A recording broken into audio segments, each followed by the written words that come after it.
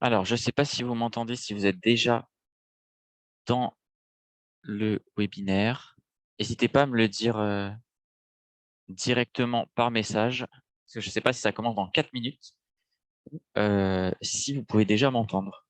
Tout ce qui est sûr, c'est qu'on commencera à 18 h. Et aujourd'hui, on va voir ensemble comment préparer sa séance de trading. Ok, super, j'ai vu vos petits pouces. Et on va faire ça de manière très interactive. Donc, comme vous êtes déjà là, je peux vous proposer de faire ça sur des produits de votre choix. Comme ça vous verrez un peu mieux. Et ainsi, ce sera beaucoup mieux. Et puis comme ça, moi, ça fait un peu le côté surprise. Vous voyez que je ne vous ai pas préparé un truc et je vous montre vraiment comment, comment je fais sur un produit, quoi.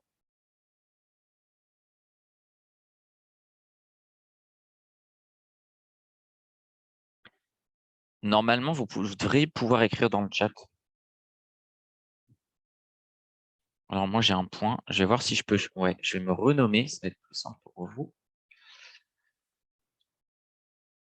Et voilà. En attendant qu'il soit 18 h et que tout le monde soit bien là, je vous propose de chercher des produits qui vous feraient plaisir qu'on analyse ensemble. Ça peut être n'importe quel produit, hein. Du moment qu'il est disponible sur la plateforme d'Iron. Mais il y a pratiquement tout. Donc, c'est pas un souci.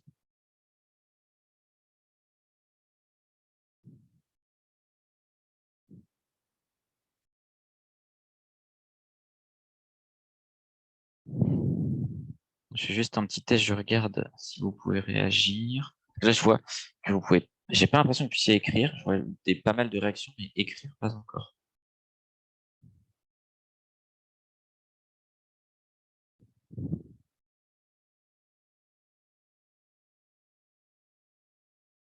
Ah, le chat, il est disabled. Alors ça, comment je peux vous le... On ne m'a pas donné l'instruction comment le faire. Euh,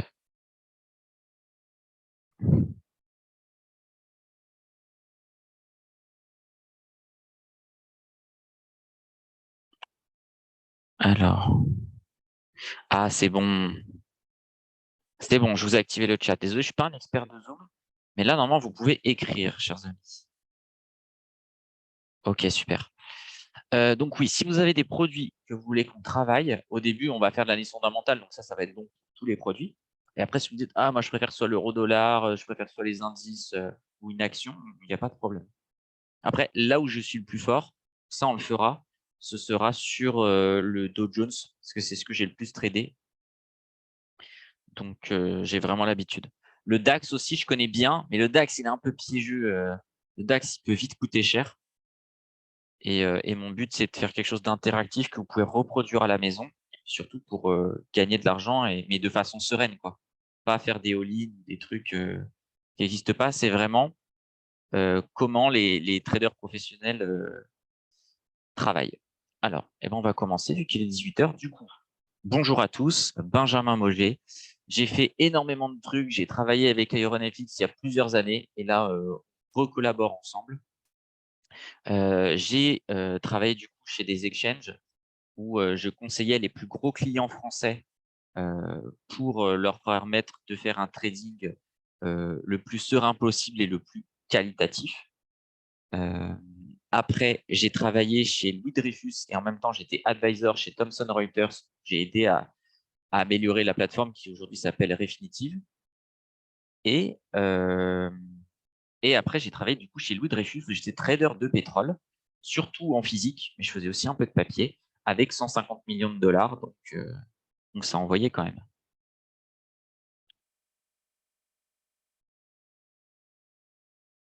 On va commencer tout de suite. Donc, je vais vous partager mon écran. Et on va commencer avec le calendrier économique, qui est la première chose que je fais quand je veux préparer ma session de trading. Voilà. Normalement, vous devriez pouvoir voir l'écran. Alors, pour l'instant, on va utiliser le calendrier d'Investing parce que celui d'IronFX, il n'est pas encore assez bien, selon moi. Il ne propose pas assez d'options. Mais en tout cas, je leur ai donné tous les outils pour que vous puissiez l'avoir sur IronFX aussi bien que sur Investing. De toute façon, Investing, c'est gratuit, donc il n'y a pas de problème.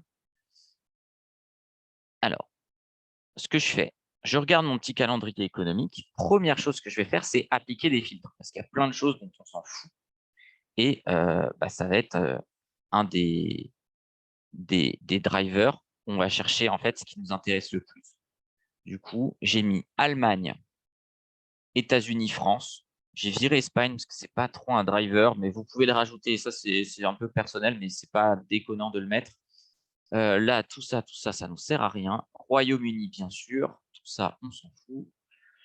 Ici, il n'y a rien qui nous intéresse. Canada, Chine, ça, c'est très important. C'est des bons drivers. Tous ces pays-là, ils n'auront aucun impact. Italie, Japon, bien sûr. Tout ça, on s'en fiche. Et la zone euro. Voilà pour mes filtres. Après, je mets uniquement les 2 étoiles et 3 étoiles. Ils ont un peu mélangé avant, c'était des taureaux, mais voilà. 2 étoiles, 3 étoiles, parce que les petits trucs, ça va servir à rien. Ils vont en général corréler avec des trucs. Par contre, si vous faites du pétrole, prenez le petit, parce que sur les petits, il y a des trucs qui sont liés au pétrole. Et dans les catégories, j'ai tout. C'est pour ça qu'il n'y a rien de coché. Hop, on ferme ça. J'espère que vous avez eu le temps de le prendre en photo. Au pire, si vous n'avez pas eu le temps, on remettra à la fin les filtres. Et je regarde ce qui est proposé. Alors, si on regarde aujourd'hui, on a pas mal parlé de l'inflation. Donc là, ça va être super important parce que c'est le driver le plus important, c'est l'inflation en ce moment. Alors que quand j'ai commencé il y a 10 ans, l'inflation, c'était 2% tout le temps, parfois un peu moins, parfois autour de 1, mais tout le monde s'en foutait. En gros, ça n'avait pas beaucoup d'intérêt. C'était vraiment la statistique qui sert à rien. Donc, je regarde qu'est-ce que j'avais en précédent et en prévision. Donc, la prévision qui est là, le précédent qui est ici. Là, ce qui va nous intéresser, c'est est-ce qu'à chaque fois, on passe le pic d'inflation ou pas. Là, on voit qu'on a fait encore plus haut, aussi bien sur le mensuel que sur l'annuel. Du coup, le pic d'inflation n'est pas passé et ça va faire que les marchés vont reculer. En tout cas, c'est l'analyse qu'on peut en déterminer en ce moment. Comment faire pour prévoir ça? Honnêtement, je n'ai pas envie de dire que c'est presque impossible, mais c'est un vrai boulot et c'est quelque chose que je vais vous déconseiller, c'est-à-dire de ne faut pas trader la news avant, sauf si vous avez des positions de très long terme et qu'en fait ça va se lisser avec toutes les news et que vous avez une idée du sens dans lequel le marché va, mais ça va être extrêmement compliqué. Donc le mieux, c'est de réagir à la news parce que ça, c'est beaucoup plus facile. Et donc là, on l'a vu, franchement, si vous regardez du CNBC ou du BFM Business, vous êtes un petit peu dans le marché avec Twitter, tout ça, vous savez très bien que s'il y a un chiffre d'inflation plus important, il faudra short. OK.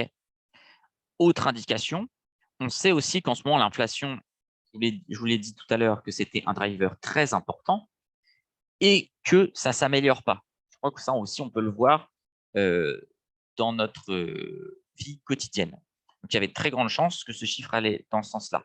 Même si on n'est jamais sûr, on imagine qu'on n'a pas encore la réponse, on peut se dire aujourd'hui, je vais favoriser mes ventes plutôt que de favoriser des achats. Et ça peut être un truc du style, soit aujourd'hui, j'achète pas. Vraiment, ça se fait. Il y a plein de fois, je dis aujourd'hui, je ne passe aucun achat parce que statistiquement, le marché sera baissier. Et donc, j'aurai beaucoup plus de chances de gagner à la baisse. Ça ne veut pas dire que je vais finir positif, mais en tout cas, je mets les chances de mon côté. Et deuxième chose, je peux aussi dire, si par exemple, vous envoyez 5 lots de moyenne, et maintenant, je vais envoyer peut-être, soit si je suis un peu conservateur, je garde toujours 5 lots quand je vends, et quand j'achète, j'en mets peut-être que 3, voire 2. Et sinon, si on veut être un peu plus agressif, je vais mettre 7 lots à la vente, et puis peut-être que 3 lots à l'achat. Voilà, ça c'est à vous de déterminer en fonction de votre money management, mais c'est une question que vous devez vous poser tous les jours. Le PIB, en général, c'est rare que ce soit différent de ce qui est prévu en ce moment, en tout cas. Donc, il y aura peu d'impact. Par contre, si on voit que c'est complètement délirant par rapport à ce qui est prévu, là, il faudra absolument réagir. Donc là, c'est pareil, ça va être de l'inflation. Inscription hebdomadaire au chômage, et ben ça, on voit que c'est plutôt positif. Donc, ça va limiter un peu la baisse, mais ce n'est pas non plus un truc de fou, quoi. Pareil, là, on voit que ça n'a pas bougé. PIB mensuel, petit truc, mais ça, c'est plutôt si vous allez trader du CAD. Et ça, par contre, ça va être super important, les discours des différentes banques centrales. Est-ce qu'il y a des questions jusque-là? J'ai l'impression que non. Non. OK, ça doit être clair, tout va bien. Super. Après, du coup, pour toujours rester dans le drive, je vais regarder ce qui va se passer demain. Et là, ça va être un peu plus parlant parce qu'on n'a pas les réponses. Alors ça, en vrai, un truc japonais, je vais vraiment pas faire attention. Ça, vente au détail, je vais me mettre une petite note, mais c'est pas quelque chose qui va vraiment driver ma journée. Ça va être hyper important. On voit qu'on attend un chiffre qui est en dessous de 50. En dessous de 50, ça veut donc dire qu'on attend une contraction de l'économie. Donc, ça va être moins bien. Donc, si on est au-dessus de 50, c'est hyper positif. À savoir de souvenir que là, vous allez avoir les deux. Le Caxin est meilleur en Chine. C'est celui-là qui est le plus parlant. Donc, si vous avez deux chiffres différents, priorisez celui-là. Aux États-Unis, c'est l'inverse, c'est plutôt le PMI de base qui l'est. Donc ça, c'est avec l'expérience que vous le voyez. Mais je pense que vous pouvez le trouver sur Internet. Lequel est le plus pertinent? C'est tout simplement, c'est des instituts avec des analystes qui calculent des données. Et ces données, ils n'ont pas toujours les mêmes inputs et ils n'ont pas toujours les mêmes façons de les filtrer. Et de toute façon, ça, nous, ce qu'on faisait chez Dreyfus, c'est que tous ces chiffres, on les recalcule. Parce que ce n'est pas parce qu'il donne ce chiffre que déjà, un, il n'est pas manipulé, surtout pour la Chine, et deux, il n'est pas faux. Déjà, il peut y avoir des erreurs humaines. C'est déjà arrivé plusieurs fois dans ma carrière que le chiffre qui est publié, il est révisé une demi-heure après parce qu'ils sont plantés. Ça peut être aussi Investing qui se plante, c'est déjà arrivé aussi, et ça peut être tout simplement l'Institut de publication qui se plante.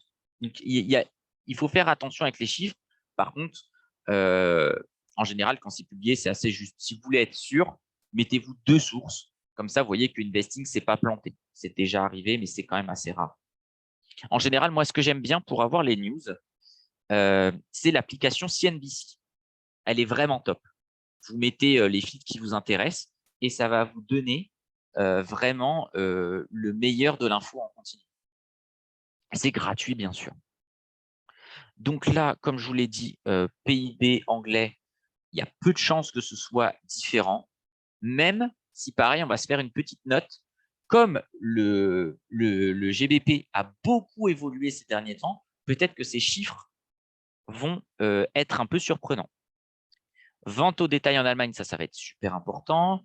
Dépenses des ménages en France, comme c'est ça qui drive le PIB, ça mériterait d'être un 3 étoiles. Pareil, là, on va avoir l'inflation. Il y a de grandes chances que ce soit pire qu'attendu parce que ça a été pire en Allemagne. Ce n'est pas une vérité absolue, mais on peut aller un peu dans ce sens-là. Là, je regarde, c'est pareil. Taux de chômage, ça va être intéressant aussi. Et là, c'est à peu près la même chose.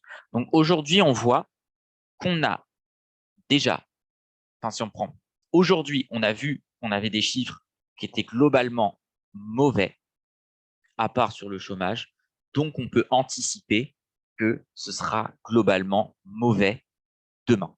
Je ne vois pas pourquoi l'Allemagne, ce serait bon et ce serait meilleur en Angleterre ou en France, quoi. Donc, dans ma petite feuille, vous pouvez vraiment prendre un petit papier avec vos plus et vos moins. Je mettrai dans les moins, chiffre d'inflation, probabilité forte d'avoir des mauvais chiffres. Je vois qu'il y a des questions. Lorsqu'on trade les news le plus rapidement, alors lorsque l'on trade les news, c'est le plus rapidement après les chiffres des news ou c'est mieux que sur certains, il est mieux d'attendre la réaction. Alors, on va le voir après, mais en gros, quand tu veux trader une news, voilà, je vais faire un truc très simple. Pas forcément ultra juste, mais c'est pour répondre rapidement. Imaginons, c'est du daily, mais imaginons que c'est n'importe quelle unité de temps. Ce qu'on va faire, si on attend des chiffres mauvais, Ah non, là, il nous faudrait du plus bas. On va dire qu'on va attendre des bons chiffres. OK? Je vais tracer tout simplement, on va faire un peu rapidement là, vous voyez un petit niveau qui tape là, qui tape là, qui tape là. Comment réagir aux news? On attend un bon chiffre. Je vais donc mettre une vente ici. Et je vais mettre une vente ici. En fait, on va profiter de l'euphorie temporaire sur à peu près 15 minutes du prix, où si la news est bonne, ça va partir. Et après, en général, ça retrace. Donc, quand on veut jouer une news, le mieux, c'est de se placer après la news, même si on met nos ordres avant, de déterminer nos supports, nos résistances qui fonctionnent bien, et on met un ordre de vente, un ordre d'achat. Mais derrière, il faut TP tout de suite. Hein. Ce n'est pas le genre de truc qu'on attend 2 semaines. Hein. Et il faut mettre, bien sûr, à chaque fois des stop-loss. Vous mettez des tout petits stop-loss. Enfin, des tout petits. Sur du Dow Jones, tu peux mettre, je dirais peut-être 30 points sur une news. Sur un trade normal, moi, je mets 10 points en scalping. En revanche, sur une news, on peut mettre 30 parce qu'il peut y avoir de la volatilité supplémentaire. Et si on met 30 de stop-loss, il faut peut-être espérer avoir 80 points dans l'autre sens pour que ce soit rentable. Ça, c'est le genre de truc qu'on fait quand on traite la news. Alors, deuxième question, l'impact du PIB. Le PIB, il n'aura pratiquement aucun impact puisque c'est peu probable qu'il soit différent de ce qui a été prévu. En revanche, comme on sait que le GBP, il a beaucoup évolué sur les derniers jours, ça va peut-être modifier ses calculs. OK, est-ce que j'ai répondu à toutes vos questions?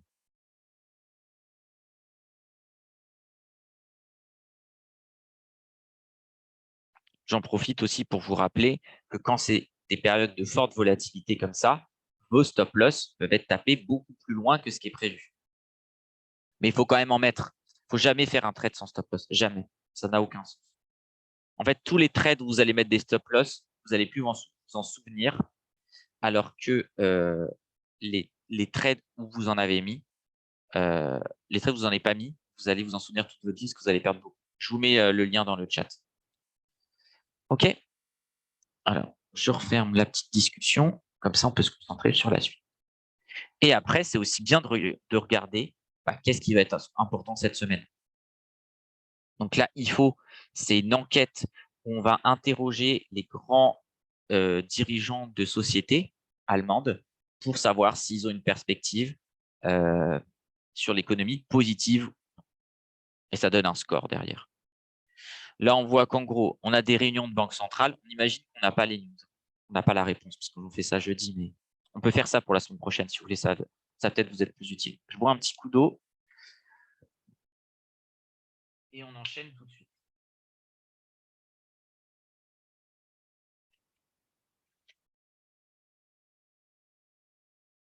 Donc, ça, globalement, on s'en fout. Le truc japonais, de toute façon, on ne sera pas levé. C'est pas la peine. Ça, les logements, peu probable que ça nous intéresse. Et c'est pas parce que le chiffre il est différent de la prévision, c'est quelque chose d'extrêmement dur à prévoir que ça aura un énorme impact. Il faudrait vraiment que le chiffre il soit super loin. PMI, ça va nous intéresser, ça va être la production des manufactures en Europe. Donc ça va nous intéresser. On a envie que ça tape au-dessus de 50. En tout cas, au-dessus de la prévision. Mais si c'est au-dessus de 50, c'est vachement positif. Si par exemple, on tape 49, ça restera quand même négatif. C'est-à-dire que certes, c'est mieux que ce qu'on attendait, mais c'est quand même moins bien que le mois d'avant. OK? Donc pareil, on a le PMI. En général, aux US, c'est plutôt l'ISM. Hein. On préfère c'est celui qui est le mieux calculé. Voilà, pareil, on a les PMI. Tout ça. Ah, ça va être super important dans le farm payroll, comme vous le savez. Donc ça va être super important. C'est vraiment un chiffre qui peut driver la journée. Hein. On a encore du PMI. Globalement, ça, on s'en fiche un peu à part là le PMI, mais vente au détail, pareil, si c'est très loin de la prévision, ça aura un impact, mais sinon, vraiment, ça aura pas grand-chose. Tout ça va être bien. Inscription hebdomadaire au chômage, pareil. C'est jamais très parfait, donc ça va être intéressant, mais c'est très difficile à analyser, quoi. Et on n'est pas là pour dire qu'on est les meilleurs du monde, c'est vraiment impossible. Ça, c'est super intéressant, par contre. Salaire moyen, ça va permettre de voir si l'inflation est tankée, est contenue en fait par une hausse de salaire. Si c'est contenu par une hausse de salaire, bah, en fait, personne ne subit l'inflation. Et donc, du coup, ça va être beaucoup mieux sur les marchés US. Okay, nous, je sais que c'est quelque chose qu'on n'a pas dans notre culture européenne où les salaires peuvent augmenter comme ça. Aux États-Unis, les salaires sont régulièrement négociés. Et aussi parce qu'on a un marché de l'emploi qui est beaucoup plus flexible. On peut aller voir son patron. OK, tu veux pas me payer plus, ben moi, je vais ailleurs, c'est ciao. OK. Donc ça, pareil, production industrielle, ça restera dans tout ce qui est PMI. Vente au détail, en Allemagne, c'est un peu moins d'importance qu'en France, mais quand même, on va regarder si c'est très loin du chiffre. OK. Donc là, globalement, ça vous donne un petit peu les deux gros drivers de la semaine prochaine, PMI et chômage. Vu qu'on ne parle pas d'inflation, de choses comme ça. Est-ce qu'on est bon pour ça? J'ai l'impression que oui. Maintenant, je vais vous montrer que ces prévisions, c'est extrêmement dur à prévoir et pourquoi je vous dis qu'il faut le faire en réaction. Ça, c'est beaucoup plus facile. Parce qu'en fait, là, je vous ai mis on est sur LinkedIn et ça, c'est le meilleur analyste du monde, pratiquement sur toutes les échéances. Et en fait, il y a ce qu'on appelle le Bloomberg Ranking. Et ça va en fait classer les meilleurs analystes en fonction de leurs prévisions de l'économie. Donc, il y a le ranking US, ranking Eurozone, ranking China. Et là, vous notez bien Christophe Barrot, on peut se féliciter, c'est un Français. Et ben, vous voyez que ce mec-là, il est pratiquement tout le temps premier, on va voir les autres après. Celui-là, il est assez représentatif. Et vous voyez qu'il a raison 65% du temps. Et c'est le meilleur du monde. Donc, de temps en temps, il se fait taper par un mec, mais un gars qui ne lui reprendra jamais sa place ailleurs. Donc, en fait, il ne faut pas avoir honte en trading d'avoir tort, c'est pas grave. Dites-vous bien que le meilleur du monde, il a raison 65% du temps. Et quand on descend en bas, au 20e meilleur du monde, alors, il n'y a pas tout le monde, mais en gros, c'est les gens qui font ça sur Bloomberg. Donc, ça représente quand même la fine fleur des analystes. Le 20e, il est qu'à 54%. Donc, nous, en tant que traders particuliers ou même gros traders particuliers, on n'a pas tous ces outils d'institutionnels et on n'a pas Christophe Barrot qui va nous donner les super conseils. Et c'est pour ça que ça va être extrêmement dur de trader avant la nuit. Et qu'il ne faut pas se croire plus fort que tout le monde et surtout qu'il ne faut pas avoir honte d'avoir tort. Parce que ce mec-là, c'est le meilleur du monde et quand même 3 fois et demi sur 5, eh ben, il se plante. 35% du temps, le mec, il a faux. Et c'est le meilleur du monde. Et là, on regarde aux US, on va voir Eurozone. Ah là, il s'est fait taper, il est deuxième. Eurozone, il est un petit peu meilleur. Là, il a tapé un bon chiffre. Vous voyez que ça descend très vite. On a un 73, 72, et derrière, paf, on descend à 67. Et si on allait jusqu'à 20, ce serait pareil, ce serait autour des 54. On met le China, vous voyez, il est encore premier. Et ça descend très vite.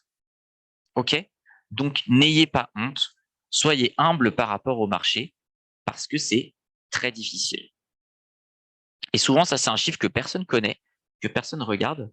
Et pourtant, ça permet un petit peu de se remettre à niveau et de ne pas avoir peur. Alors, on va changer de partage d'écran pour que je vous mette sur le graphique.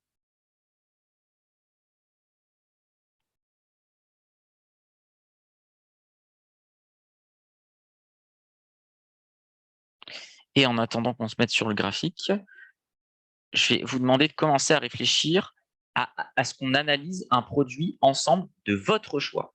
Comme ça, là, moi, j'en ai préparé un, parce que je vous ai dit, le Dow Jones, c'est ce que je vais préférer.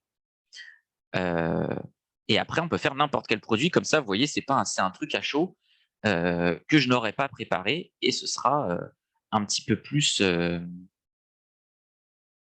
on va dire, vivant, quoi. Enfin, je serai plus à votre place. Ce ne sera pas un produit que forcément je maîtrise. Si vous mettez le Dow Jones, le DAX ou le pétrole, ça va être très facile. N'hésitez pas à mettre autre chose. Il n'y a aucun problème avec ça. Alors, ce que j'aime bien au début, bon, normalement, on connaît notre graphique, donc on n'a pas besoin d'aller aussi loin. Mais voilà, on regarde un petit peu en weekly. On voit qu'on a été sur un marché qui a pris cher récemment, mais que globalement, ça va être un marché très haussier qui est là un peu en recovery. OK? Et à chaque fois, on va réduire. On voit que là, quand même, on a bien remonté en weekly. Ça, on regarde vraiment de loin, on s'attarde pas trop. Et après, on regarde en daily. Alors, pourquoi ça met en 2016? Parce qu'on va regarder ce qui nous intéresse récemment. 2016, ça ne nous intéresse pas trop, même 2021. Voilà. Donc là, on est plutôt sur un marché un petit peu baissier. Alors, est-ce que je peux rajouter? Non, je crois que je suis au max. Parce que qu'on puisse voir, voilà, à peu près les niveaux. Et on va tout simplement tracer nos niveaux. Moi, je fais du trading assez simple. Hein. Et ça choque souvent, tout le monde me dit que je pense que je fais des trucs de fou. Mais vraiment, le trading, il n'y a pas besoin de faire des trucs de fou pour que ça marche bien. Par contre, ce qui est très difficile, c'est d'avoir cette rigueur et de faire ce que je vous dis de faire là tous les jours. Ça, c'est très difficile. Et de ne pas te dire, ah, c'est pas parce que j'ai gagné 3 jours de suite que c'est bon, je peux y aller tranquille. Ça, il faut le faire tous les jours. Et c'est pour ça que les institutionnels, ils s'en sortent mieux que les particuliers. C'est tout simplement parce qu'il y a un patron au-dessus qui va nous taper dessus si ça, on ne l'a pas fait. Voilà. Et ben alors là, le mec qui va vous taper dessus, ça va être moi aujourd'hui.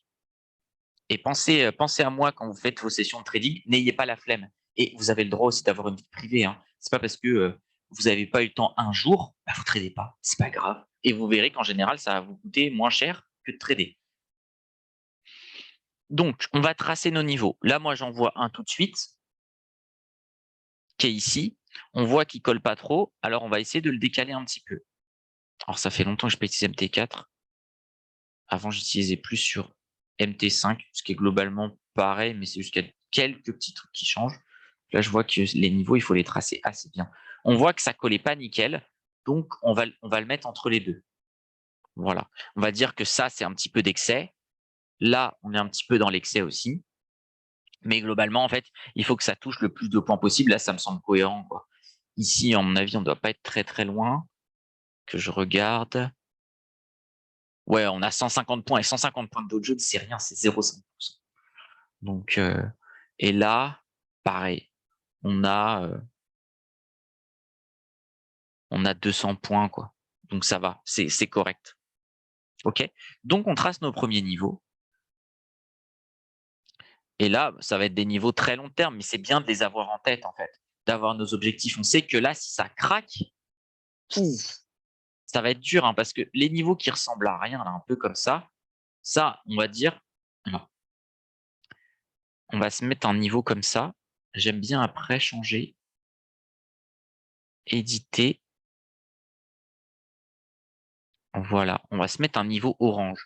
Les niveaux rouges sont ceux qui vont bien marcher. Les niveaux orange, ils sont un petit peu moyens. On peut faire aussi après les niveaux jaunes, mais niveau jaune, ça va être vraiment dans une logique scalping, ça marche vraiment moins bien, alors que les niveaux rouges vont très très bien marcher. Vous pouvez mettre n'importe quelle couleur, mais un dégradé de couleur comme ça, parce que c'est vrai qu'il peut y avoir un niveau ici qui peut correspondre en fait à de la prise de profit ou de la prise de profit partielle, mais il n'y a pas, on va pas se lancer forcément dans un trade ici, ou alors on mettra beaucoup moins de volume. Qu'est-ce qu'on aurait après? Après, ils sont plus durs les prochains. Là, on a un petit niveau, pareil, que je qualifierais de niveau orange. Parce que vous voyez, c'est l'écart type autour de ce niveau, on pourrait dire que limite, c'est un peu un pivot. Vous voyez, c'est pas propre. Que là, c'est tout petit. Et on est obligé d'avoir un écart type sur des trucs qui valent 30 000. Ce sera beaucoup plus resserré, bien sûr, sur des indices qui sont beaucoup plus petits. Où est-ce qu'on a autre chose? Tout comme ça, on défile. Alors, au début, ça va peut-être être difficile, mais avec le temps, vous allez voir que c'est facile à faire comme manipulation. Là, pareil, on a un petit niveau. On voit que ça tape là, ça tape là, ça tape là. Là, ça retape dans l'autre sens. Là, pour le coup, ça marche pas. Là, ça marche, là, ça marche, là, ça marche moyen. Voilà, donc, on sait qu'il est là, mais pareil, c'est un niveau orange. Là, j'en vois un qui marche beaucoup mieux. Ça, vous voyez, c'est beaucoup plus propre déjà.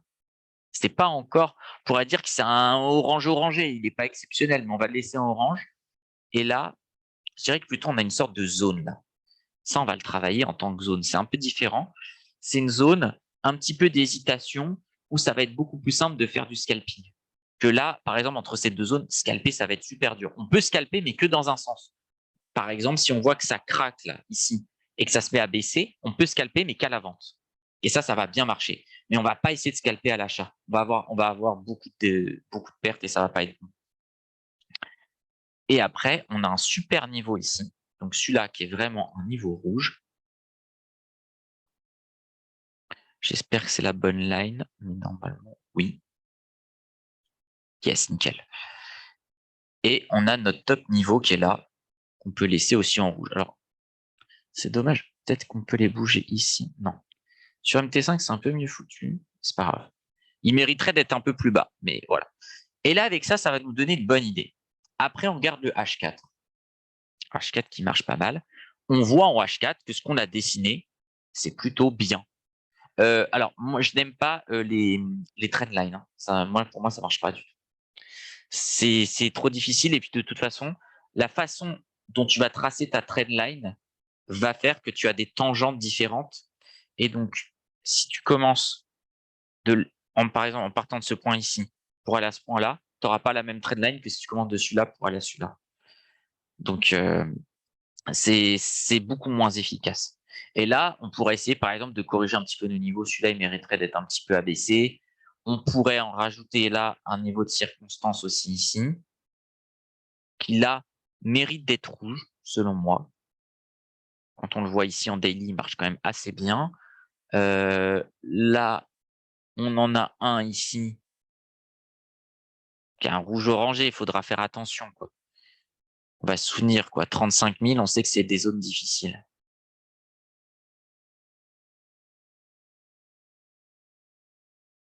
Qu'est-ce qu'on pourrait avoir d'autre? Non, je trouve que c'est pas mal hein, ce qu'on a fait là. Pareil, on pourrait se créer un canal. En fait, les niveaux orange vont souvent être dans un canal et là, on a un petit peu ça. Là, on sait qu'on va pouvoir travailler peut-être un petit peu les deux sens. Alors que là, ça va être difficile de travailler les deux sens. Vous voyez, à chaque fois, c'est très directionnel. On monte beaucoup, on descend beaucoup. OK? Et après, on va regarder. Donc, le 1 heure, j'aime pas. Là, je vous ai donné ce que j'utilise. Bon, ça, c'est vraiment pour commencer. Le H4, c'est pas mal. Et ensuite, le 1 heure, le 30 minutes, j'aime pas. On va passer en 15 minutes. Alors, en 15 minutes, qu'est-ce qu'on a? On voit qu'on a toujours ce niveau à chaque fois qui marche pas trop mal. Et on a quoi de différence? Ouais, on a 300 points. C'est pas non plus énorme maintenant sur le Dow Jones. Là, on a un petit quelque chose qui se dessine. On peut rajouter un niveau. Et à chaque fois, plus vous allez proche dans l'analyse, plus ça va vous aider pour des unités de temps faibles, même si c'est très bien que si vous travaillez sur des unités de temps longues, si vous avez le bon timing sur les unités de temps faibles, ça va vous aider. Ça ressemble un peu à rien, j'aime pas trop. Bref, ça c'est pas bien comme zone. Ça, c'est un peu bizarre. Ça va être dur à travailler. Faudra faire attention. Peut-être des zones qu'il faut pas toucher. Mais ici, c'est assez simple. Hein. Vous voyez, ça revient. Il y a plus ou moins de volatilité, mais on voit que ça se travaille bien. OK? Là, par contre, c'est pas très propre, quoi. Il y a peut-être quelque chose à faire. Mince. Comme ça. Mais, vous voyez, c'est pas clean sur rien du tout. Ça, c'est plutôt les zones, on va se dire, en plus. Ouais, je m'en souviens de ces zones-là. C'est pas des zones agréables. C'est des zones où il faudra faire un peu plus attention, quitte à changer de marché pour aller sur un marché qui est plus agréable. Alors, je vais regarder vos questions.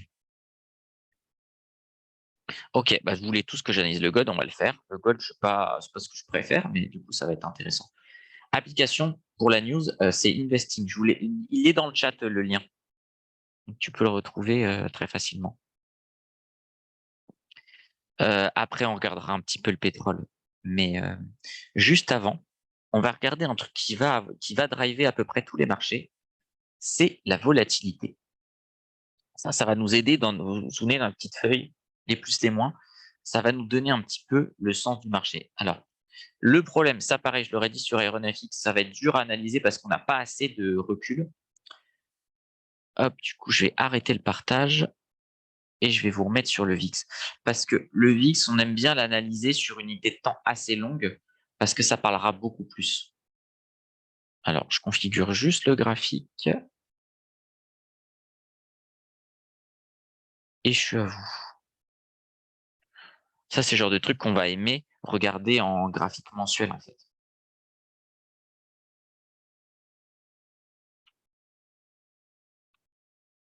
Ça, c'est très, très important de travailler la volatilité. Et d'ailleurs, on va faire une définition de la volatilité parce qu'en général, personne ne sait ce que c'est. D'ailleurs, n'hésitez pas à me dire, selon vous, dans le chat, qu'est-ce que c'est la volatilité? En tout cas, qu'est-ce que c'est le VIX? C'est une question intéressante.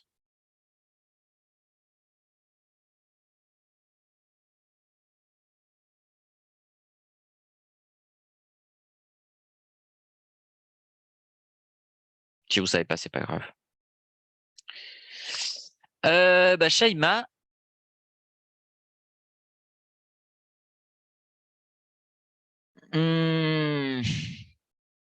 c'est pas les variations de cours d'un actif financier, non.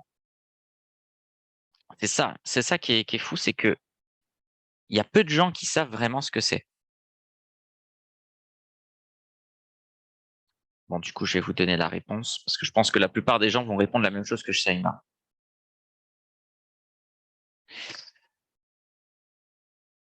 Ouais, non, c'est pas ça. Là, ce que tu as donné, donc je vais vous dire ce que Shaima a dit. En gros, elle a dit que la volatilité, c'était les variations de cours d'un actif, l'ampleur des variations du cours d'un actif financier.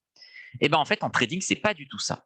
Certes, en mathématiques, la volatilité, comme on l'entend, c'est l'écart type. En gros, est-ce qu'il y a une grande différence entre les prix bas et les prix hauts et qu'il y a des grandes variations entre ça? En trading, c'est pas du tout ça. Et en pro, c'est un des premiers trucs qu'on vous apprend. C'est la moyenne des risques sous-jacents aux options du produit que vous allez traiter. OK? Donc, il faut penser à volatilité. En fait, c'est le risque qu'on va attribuer aux primes des options, du coup, pour les rendre plus chères, parce que on pense que le marché est plus risqué.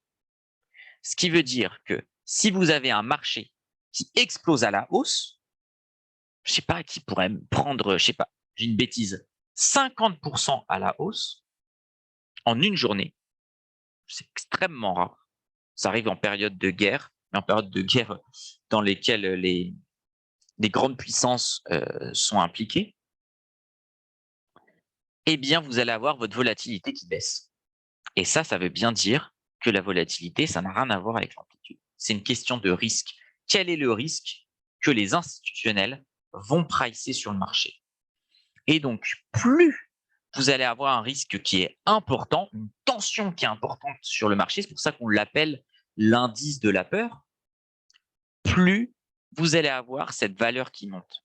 Et pour vous donner la définition exacte, le VIX représente la moyenne des volatilités sur le SP500, enfin des options sur le SP500, expirant dans 23 à 37 jours. Et ça vous donne un chiffre qui est le pricing de la volatilité. Les valeurs basses, c'est vraiment quand on se rapproche de 10. C'est très rare qu'on aille en dessous. Moi, je ne l'ai jamais vu de mon vivant. Et en général, les prix qu'on aimait bien quand j'ai commencé le trading, c'était autour de 13, 14, 15. Et à cette époque-là, les gens disaient que c'était élevé. Vraiment. On attendait des volatilités. En gros, quand c'était à 15, on disait, oh, mais ça va redescendre à 12. Donc ça, c'est important d'avoir ces repères, en fait, en trading. Et là, vous voyez qu'on est plus autour d'une volatilité qui descend en dessous de 20. C'est quand même beaucoup plus rare récemment. Elle est très souvent au-dessus de 20, alors qu'avant, c'était quand même beaucoup plus rare qu'elle le soit. Ça pouvait arriver sur des événements très périodiques, mais toujours ça redescendait vers les 12. Et donc là, on a une volatilité de 32. C'est quand même beaucoup. Ce qui veut dire qu'il y a beaucoup d'incertitudes sur le marché.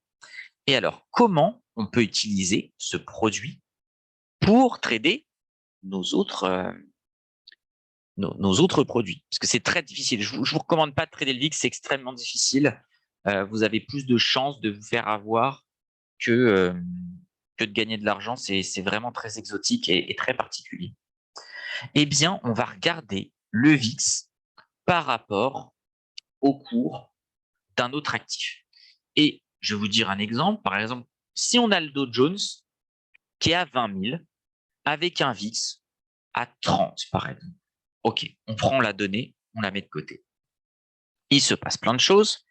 Et puis, on revient 6 mois plus tard. Le Dow Jones, il est toujours à 20 000, mais le VIX, il n'est plus à 30. On va dire qu'il est à 35. Et bien là, ça veut dire que ce 20 000, il coûte beaucoup plus cher qu'il y a 6 mois. Et donc, il va falloir favoriser les ventes dans cet environnement parce que le marché va les favoriser. OK? Et inversement, si on est à 20 000 avec un VIX, je sais pas, à 18 alors qu'il était à 30 avant, ben là, il va falloir favoriser les achats. C'est pas un indicateur qui marche à 100%, mais c'est un indicateur extrêmement utilisé. Alors après, vous allez utiliser le VIX en salle de marché. Ce VIX-là, on va un petit peu le retravailler pour surpondérer les phases volatiles. Parce que vous voyez, quand on descend là, quand on arrive dans ces zones-là, en fait, on s'endort et le marché oublie que c'est hyper risqué. Vous voyez un petit peu l'histoire. Donc, on va demander aux analystes de surpondérer les périodes peu volatiles pour pas que le trader s'endorme. Est-ce qu'il y a des questions par rapport à ça? Mais en tout cas, ça, c'est hyper important. C'est limite peut-être la chose la plus importante que je vous ai apprise ce soir.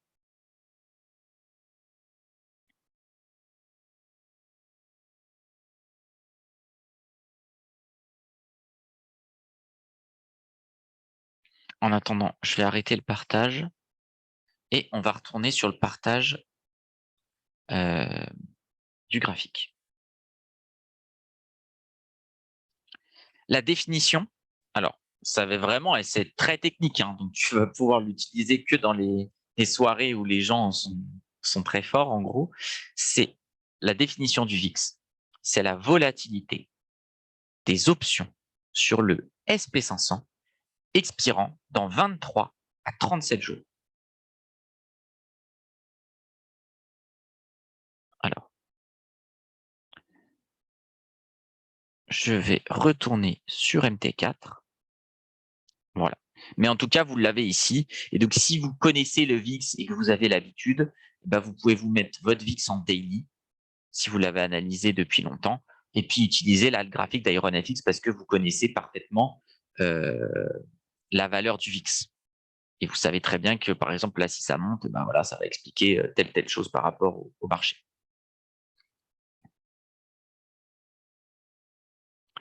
Eh bien, un exemple, alors, il faudrait superposer les… Ça, c'est dommage, on ne peut pas le faire avec MT4. Il faudrait superposer les courbes et comme ça, tu peux voir en fait la différence. Tu vois, tu mets ton truc en base 100 et tu vois la différence de comment évolue ton indice par rapport à ton VIX. Tu vas voir que très souvent, ça va être l'inverse. Mais on peut essayer de le faire tout de suite. Là, on voit qu'on a une valeur de 30, 80, 31, on va dire, et on est le 29 septembre. La dernière fois qu'on avait ce genre de valeur, c'était le 20 juin. On va regarder les valeurs. Donc là, je vais me noter, ça vaut 29 260. Regardons le 20 juin, combien ça valait?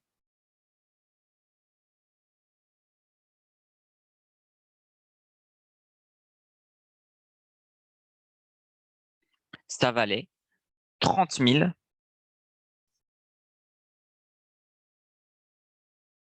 Attends, que je me mette sur le bon truc. En gros, ça valait 1000 points de plus.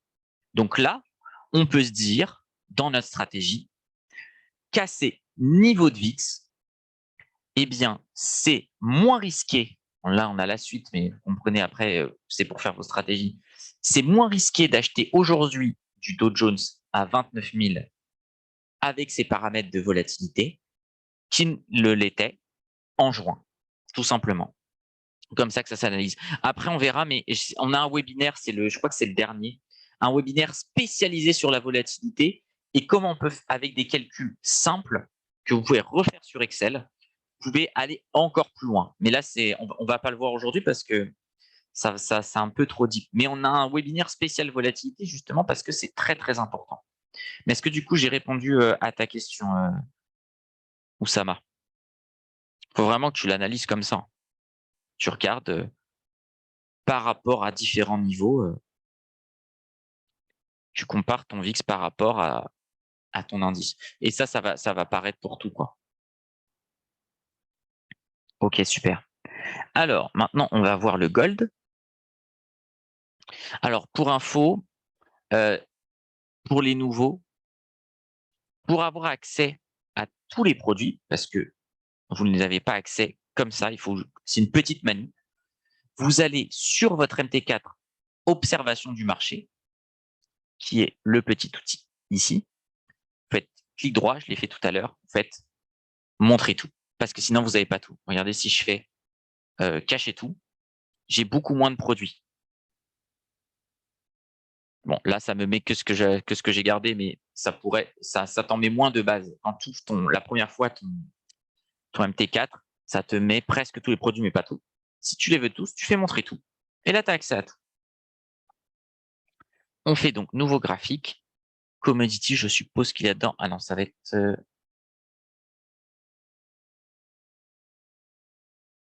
Ouais, là, il y a on peut prendre le US Oil parce que vous l'avez demandé. Je crois que c'est U2 hein, pour septembre. Je me souviens plus exactement. Parce que X, ouais, ça va être U2 de souvenir. Ça va être celui-là qui va coter. On va regarder en une minute. Ouais, c'est celui-là qui cote. Parce qu'on est sur des produits à échéance. Et on va se mettre aussi le gold. Spot gold. Voilà.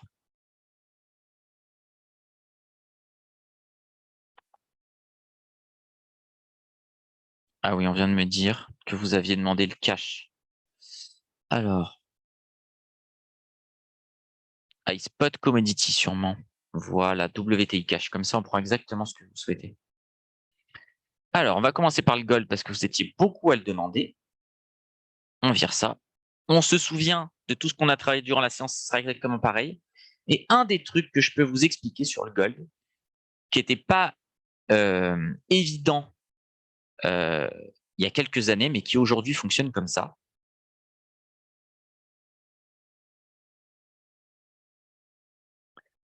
Pourquoi, je vais vous laisser répondre le temps que je setup, pourquoi le gold a tendance à baisser quand les indices baissent aussi? Si on regarde là, la tendance, elle est clairement baissière.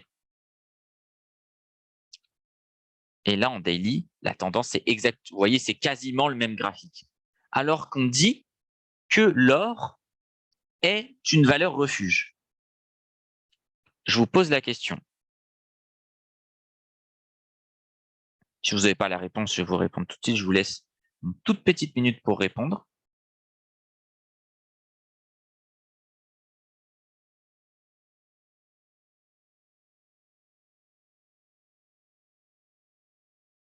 Ok, si vous n'avez pas la réponse, c'est pas grave.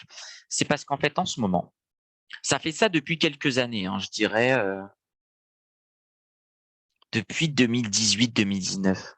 Et c'est quelque chose qu'on n'avait jamais vu auparavant. Pourquoi l'or a tendance à suivre, en tout cas dans ces phases-là, de marché qui sont quand même très hauts, hein, parce que si on regarde ça, enfin, on est très haut quand même si c'est moins bien qu'avant, on est quand même très haut par rapport à avant. Si on regarde la crise de 2008, je crois que le Dow Jones il tombe à 8000. On est très haut quand même si c'est pas au plus haut. Eh bien, ce que font les investisseurs, c'est que comme ils ont peur d'acheter, le marché il monte, ils n'ont pas le choix, ils vont suivre la tendance. Ça monte. Eh bien, pour couvrir ça, ils achètent du gold en même temps. Comme ça, si jamais ça tombe, ils ont toujours le gold. Et donc, en fait, si jamais il faudrait que ça tombe de fou, parce que là, ça tombe pas assez, il faudrait que ça tombe un peu comme ça, là. Et là, le gold, il va s'envoler. un peu comme ça a fait pendant le Covid. Si ça tombe comme ça, là, ton gold, il va partir. Mais si ça tombe, tu vois, un petit peu, c'est quand même, c'est pas si mou, mais ça tombe quand même, eh bien, tu vas acheter ton indice, tes actions, et ton gold en même temps. Et tu vas avoir les deux qui vont se suivre. Parce que dès que l'indice baisse, c'est en général qu'ils ont un petit peu allégé leur position d'action parce qu'ils vont prendre des profits. Et ben, ils vont alléger leur position en gold de façon à ce qu'ils aient à peu près la même chose. Genre, s'ils ont 10 millions en actions, ils vont avoir 10 millions en gold. Alors, pour l'instant, c'est vrai, hein, ça se trouve, on fait un webinaire dans un mois, ce ne sera pas juste. Mais tant que le marché ne baisse pas très fortement, le gold continuera quasiment à suivre les indices. OK? Ça ne veut pas dire qu'il faut trader. C'est pas parce que sur une minute, le Dow Jones ou n'importe quel indice va monter que le gold va monter. Mais sur la grande tendance, comme on le voit en daily, ça va vraiment se vérifier. Donc là, on va le faire un peu plus simple, on va le faire directement en daily. Et on va tracer nos niveaux comme on l'a vu tout à l'heure. On prend la petite croix et puis on remonte.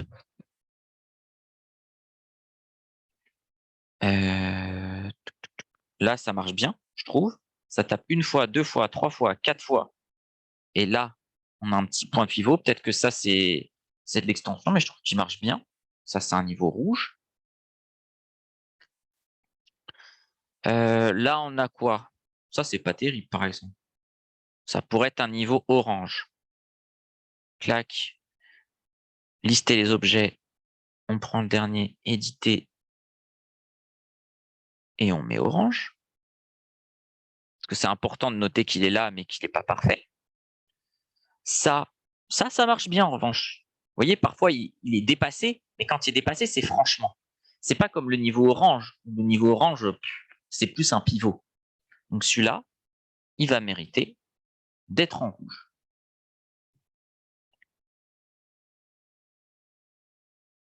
Ah, ça met un peu de temps. Ah oui, je n'ai pas sélectionné, donc je peux toujours attendre.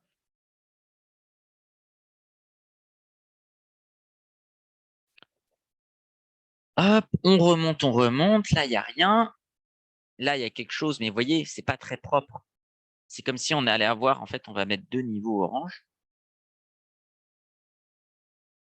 Ici et là, parce que c'est pas ultra clean, en fait. On passe au-dessus, on passe en dessous, on ne sait jamais trop ce que ça veut dire. Donc, on va les trader, mais de façon un petit peu plus prudente. On sait que peut-être sur ces marchés-là, on pourra mettre nos stop loss un petit peu plus larges, parce qu'on sait que le marché il a tendance à revenir. C'est un petit peu comme ça qu'il faut réfléchir. C'est avec toutes les informations que j'ai, j'adapte mon money management, toujours en mettant des stop loss. S'il n'y a pas, j'adapte, je ne mets pas de stop loss, ça c'est pas bon. Pareil pour les take profits, il faut toujours les mettre. Le seul cas où on n'a pas besoin de mettre des take profits, c'est quand on trade sur très long terme.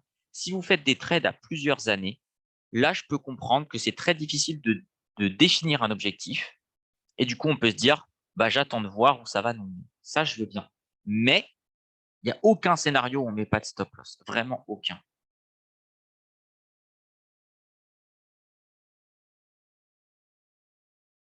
Ouais, ça, c'est pas terrible. Ça, j'aime pas. Ça, on peut garder en orange, mais c'est pas extraordinaire. Quoique. Il pourrait être orange.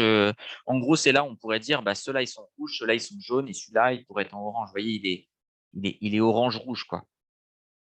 Ça, en revanche, ouais, c'est pareil, c'est du orange. Et après, on n'a pas beaucoup plus d'infos, mais je speed un peu parce qu'il nous reste 10 minutes et après, il y aura la phase de questions.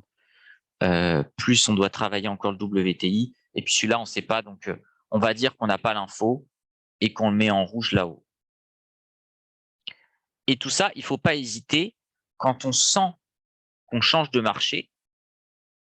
C'est un peu difficile ça à expliquer, mais vous sentez en général quand on change un petit peu de tendance. Ça va aussi aller avec le fait qu'on va changer un petit peu d'univers macroéconomique. En ce moment, c'est l'inflation. Imaginons que demain, c'est soit le chômage qui nous intéresse, vous supprimez tous vos niveaux et vous les retravaillez, vous les refaites.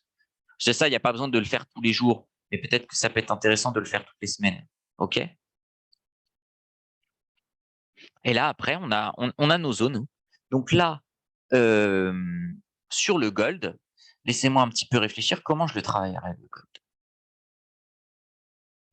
Dans mes plus et dans mes moins. J'avoue qu'il nous faut un peu plus de temps.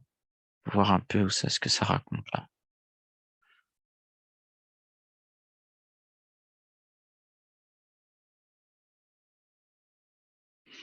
Bah là, vu comme ça, j'aurais tendance à un petit peu plus, à être un peu plus agressif sur les achats, un petit peu moins sur les ventes. Je pense qu'on peut travailler les deux, mais un petit peu plus agressif sur les achats.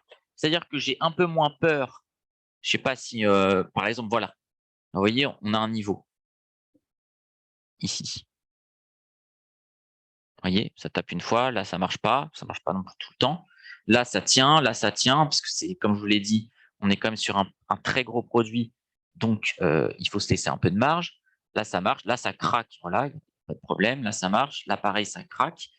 Eh bien, comme je vous ai dit, je suis un peu plus agressif. Eh bien, quand j'arrive dans cette zone, je vais me permettre d'acheter un petit peu plus cher que le niveau par rapport à avant. C'est là où je vais avoir un petit peu plus d'agressivité parce que je sens que le marché est un petit peu plus vers la hausse. Et en vente, peut-être, soit je vais décaler mes ventes, et vous voyez, et franchement, je dis pas ça parce que je le vois, hein, c'est vraiment ce que je pense. Sur mes ventes, vous voyez, là, on a un petit niveau, c'est un petit peu travaillé sur le 15 minutes, et ben, je vais mettre mes ventes un petit peu plus haut. Ou alors, je vais mettre moins de ventes. Vous voyez, c'est un peu comme ça qu'il faut ajuster, quoi. Ça dépend de votre style de trading. Et si on regarde en une minute, ouais, ça parle pas beaucoup, là. Il faut un petit peu plus d'historique.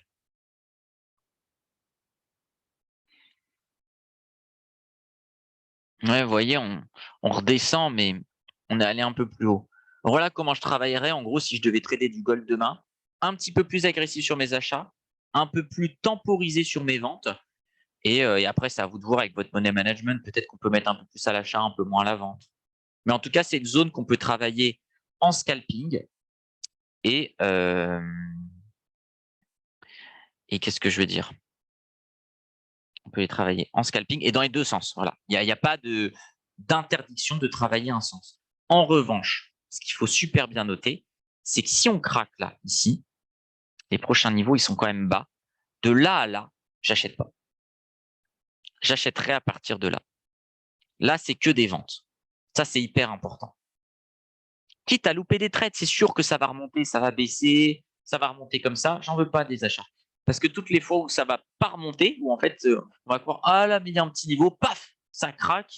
Et ça va vous coûter super cher. OK?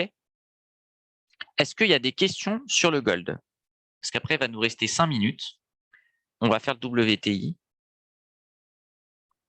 Hop, je vais commencer à le préparer. On veut clac, clac. Bon, je répondrai après aux questions du coup. Alors, WTI.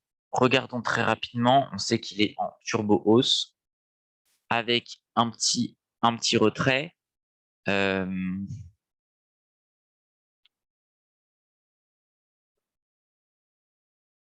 C'est quand même plutôt haussier là, même si on a un retrait. En vrai, ce qu'il faut pour WTI, c'est regarder un petit peu la météo. Parce que, et ça marche vraiment. Si vous avez une météo, alors après, il faut ajuster, hein. Mais en général, si on attend des périodes chaudes ou des périodes froides, le pétrole a tendance à un peu plus monter. C'est un des indicateurs. Parce que le pétrole, il va être soit utilisé pour faire de la clim, soit pour réchauffer. Donc ça, c'est un des points à regarder, important. Là, j'ai l'impression qu'on commence à rentrer dans des périodes un petit peu plus froides. Et en plus, le pétrole se raréfie. Donc là, on est sur des supports. Ça va vraiment être des zones vues comme ça. J'ai un peu plus envie de travailler à l'achat. Dézoomons un peu, regardons en daily. On voit quand même qu'on est sur des beaux supports, que ça tient. Ça renforce mon idée de travailler à l'achat.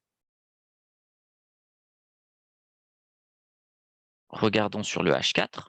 Pareil, Ça a l'air de bien tenir. 15 minutes, on voit qu'il y a de l'agressivité et que ça va être des zones de take profit. Et pareil, en 1 minute, je trouve ça plutôt beau. Donc, je dirais WTI, j'aurais envie de le travailler à l'achat. Pas exclusivement, on peut s'autoriser des petites ventes, mais encore une fois, comme sur le marché qu'on a vu juste avant avec le gold, vous voyez, ça monte un petit peu en escalier. Alors, je ne vous dis pas de tracer des trendlines, ça franchement, je n'aime pas du tout ça. Je trouve que ça ne marche pas. Ça, vraiment, je vous le déconseille. En tout cas, moi, je n'ai pas réussi à le faire marcher. En revanche, vous voyez là, ce petit côté escalier, on va à chaque fois, ça va de plus en plus haut, donc on va juste être plus agressif dans nos stratégies d'achat. Et vous voyez, ça dépasse un petit peu les tops et un peu moins agressif dans nos stratégies de vente. Ou alors, on va mettre… non, ça, je pense que c'était profit, il faut toujours les séparer. Pour faire un petit point sur le money management, gardez toujours le même type de stratégie avec ce qui marche bien. Moi, quand je trade le Dow Jones, par exemple, ce qui marche bien, c'est le 10 points. J'achète. Si ça fait 10 points, je take profit. De toute façon, tout est automatique. Un des trucs pour faire les trucs automatiques, je vais vous montrer, faites profondeur de marché. Ça va pas marcher. En gros, comme c'est du CFD, il n'y a pas de carnet d'ordre. Vous ne pouvez pas voir les achats, les ventes. En revanche, vous pouvez mettre. Alors, il faudra regarder, il faudra faire des tests. Parce qu'il y en a, 10 points, c'est 1 point, parce qu'en fait, c'est 1,0 et d'autres, ce n'est pas le cas. Mais on peut faire le test ensemble. Et ça vous met en phase de scalping, le TP et le SL en automatique, par exemple. Je vais acheter. Maintenant, il faut que j'achète là. Si je veux acheter au marché, je vais acheter là. C'est pour faire un exemple tout de suite. On est sur un compte de démo, donc on s'en fiche. Pourquoi il veut pas? Ah oui, tu peux pas taper market comme ça. Mais en tout cas, vous avez vu. Alors, on va regarder tout de suite. Là, je paye 82,32. Mon take profit et mon stop loss, ils sont automatiquement mis. Alors, il n'y a pas ça. Ça, c'est dommage. Il n'y a pas sur MT4, sur MT5, on peut les cut automatiquement. Parce que là, ce que je vais avoir envie de faire, c'est la stratégie que je fais sur le Dow Jones, mais vous pouvez le faire sur d'autres trucs. Par exemple, je vais acheter très rapidement ici. Et on va dire, j'ai un autre point d'achat ici. Donc, 32, je vais dire 22. Et ça va me mettre, si ça descend très fort, ça va me faire acheter 32, 22. Et ça va me mettre automatiquement le stop loss à 12. Normalement, ça fait ça. À vérifier sur MT4, parce que moi, j'utilise beaucoup MT5. Est-ce qu'il y a des questions par rapport à ça? Il n'y a pas de questions, mais faites assez vite parce que le webinaire va bientôt être fini. Je vais regarder sur mon téléphone parce qu'on n'a pas les secondes sur le… Ouais. Mais sinon, on va s'arrêter là. Mais de toute façon, tout à l'heure, je vous ai dit, est-ce qu'il y avait des questions sur le gold? Vous n'en aviez pas posé, donc je suppose que tout est clair. Mais ça, c'est un super outil. Je vous remonte, ça s'appelle profondeur de marché. Clic droit, profondeur de marché. Super outil pour mettre les take profit et les stop loss en automatique. Peux-tu nous envoyer un lien pour revoir le webinaire? Ah ben ça, je vous laisse voir avec IronFX. Peut-être Daphné, si tu pourras nous mettre ça. Mais ça, vous verrez avec IronFX. Du coup, le webinaire est fini. On se retrouve la semaine prochaine à la même heure. De toute façon, pendant un mois, là, on a tout calibré. Je vous remercie beaucoup d'être venu. J'espère que vous avez appris plein de choses. Mettez bien en pratique ce que je vous ai dit. Encore une fois, tout ça, c'est à titre éducatif et informatif. Ce n'est pas des conseils en investissement, mais c'est en tout cas comme ça que les traders professionnels travaillent. Je vous invite à avoir la même rigueur parce que c'est pas difficile de trader. Ce qui est dur, c'est la rigueur de faire tout ce qu'on a vu ensemble tous les jours. Et si vous faites ça, je vous assure que vous allez progresser. Je vous souhaite une excellente fin de semaine et un excellent week-end et je vous retrouve jeudi prochain. Salut.